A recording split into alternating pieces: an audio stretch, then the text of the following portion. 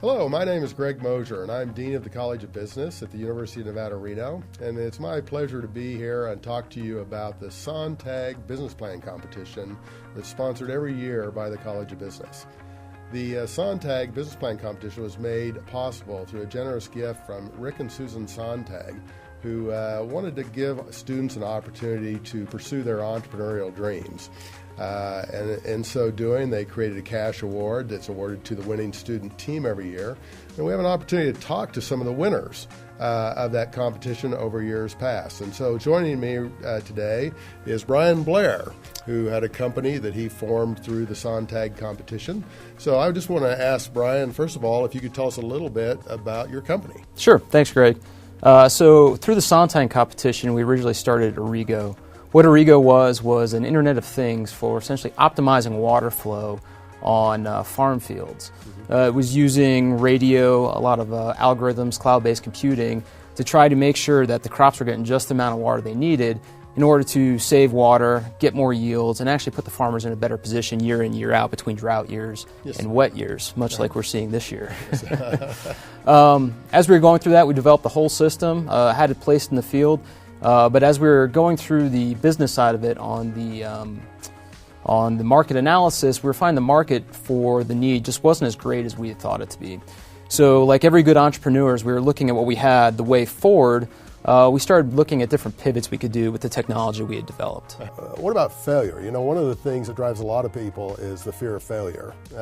And particularly when you get to university, because you'll have students who aren't used to failure. They've never failed at anything before. And so how do you advise people who would want to do the business plan competition or want to start their own company about how to confront that risk of failure? You know, I think that the risk of failure is definitely a big deal. And I think that the reality is you have to be willing to be embarrassed. You have to be willing to fail, fall right on your face, and get up, dust yourself off, and say, I don't care about that.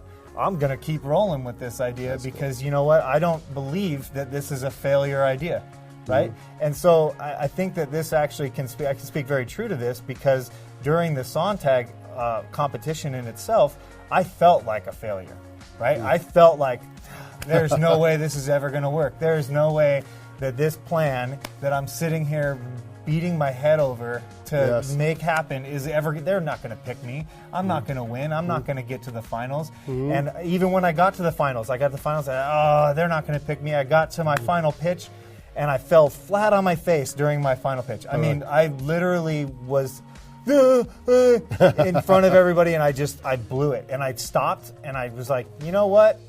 Let's just reset this for a second. I know that I've already said what I said. Let's just regroup this and okay, so here's what we're actually trying to do. And I caught myself and right in front of the people that I'm trying to impress with my story, right? I fall on my face and I just say, you know what? I blew it just now. Let me keep going and you know what? Just please forgive me for falling on my face in front of you. But I think that the real deal is failure is inevitable. There were definitely points in time, and I'm not saying they don't still exist where it's like, wow, do I want to keep doing this? Because it is a lot of work, and I mean, I've technically been doing Instantly for like 18 months, and I've never made any money. I mean, I've won money, but I put all that towards the company, right? To try and get it to a point to where it can actually make money. And I mean, on that note, I would just say to anybody else thinking of starting a company, to find a partner, because I didn't do that, and it wasn't because I wanted to do it by myself. It was just kind of the reality of my situation. Like I said, I have kids. It was kind of hard to find somebody that I trusted that much, and I was just kind of doing things and just kind of unfolded that way. But those nights where you have those thoughts or those days where you're kind of like, wow, is this really worth it? It makes it a lot harder when it's just you having to kind of, I have mentors and things like that, but it's different, you know what I mean? And I never really understood the value surrounding a co-founder until I've kind of gone through this journey on my own. And man, I really wish that I would have had one. I think it would add a lot of value. So I mean, that's just a word of advice to anybody starting a company. If you have a friend or you know somebody, I definitely would highly recommend getting that person to do it with you.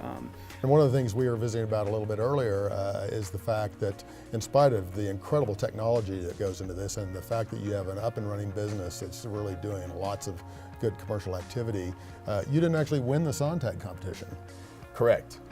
We did not win the Sontag competition. We lost to a really great team from Arrigo. But I think that the background that we got from really kind of fine-tune the business plan from there led us to the next 3 wins that we got in business competitions. See, that's outstanding. It's Yeah. really nice to hear that, and to hear about those 3 subsequent wins in other business plan competitions around the country. That makes you feel pretty good, I'm sure. Right. I think that also the application of the information that you develop when you're working with guys like Matt Westfield or things like that in the Sontag competition. You develop a business plan that's a real business plan, and if you want to roll it out as a real business, you can. If you're just kind of testing the water as an entrepreneur, or maybe you're thinking about becoming an entrepreneur and you want to know more about what it takes to start a business, what a great way to do it, and there's a lot of fun. Of course, one of the things we think distinguishes the Sontag competition among other business plan competitions is we really don't want it to be an academic exercise.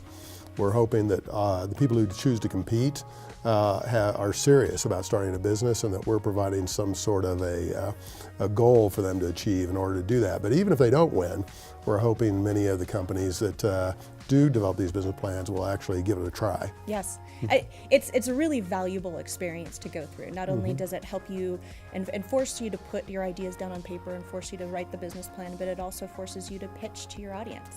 And so that was a great experience as well. And I can remember one of my judges, I walked in and I gave at the time I think it was a 7-minute presentation, and the first judge raised his hand and said, "I just wanted to tell you, you have a truly terrible business plan. Oh my gosh. But you have a great idea." And so to hear that kind of feedback was really good. It was really valuable. That's great. And hard, Yeah. but valuable. and that actually anticipated my follow-up question to that about you talked about the educational value of what you had received through the competition, but how would you use that to advise current students in the university? As you know, the Sontag competition is open to all University of Nevada students, undergraduate, graduate students, no matter what their major, what college they're in. But what would you advise them about considering entering the Sontag competition? One, you're in for a lot of hard work. It's not easy to put together a business plan. You really have to think about your strengths and your weaknesses, but that part is valuable. So, getting into it, not coming in with any preconceived notions of, I already know the most about this. You really have to be open to, there's people out there that have years and years and years of experience that you can take and use to make yourself better.